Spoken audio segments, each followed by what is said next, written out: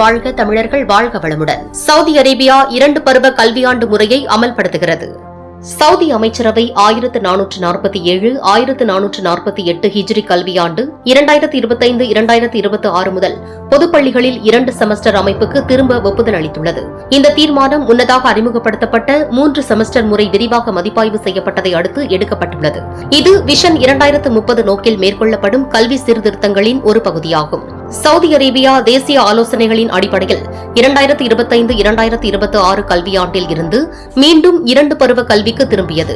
கல்வித்தரம் பருவ எண்ணிக்கையால் அல்லாது ஆசிரியர் பயிற்சி, பாடத்திட்ட மேம்பாடு மற்றும் பள்ளி சூழல் போன்ற கூறுகளால் நிர்ணயிக்கப்படும் என கல்வி அமைச்சகம் தெரிவித்துள்ளது. தனியார், சர்வதேச பள்ளிகள், பல்கலைக்கழகங்கள் மற்றும் தொழிற்கல்வி நிறுவனங்கள் தங்களுக்கேற்ற கல்வி மாதிரியை தேர்ந்தெடுக்கலாம் என கல்வி அமைச்சகம் தெரிவித்துள்ளது.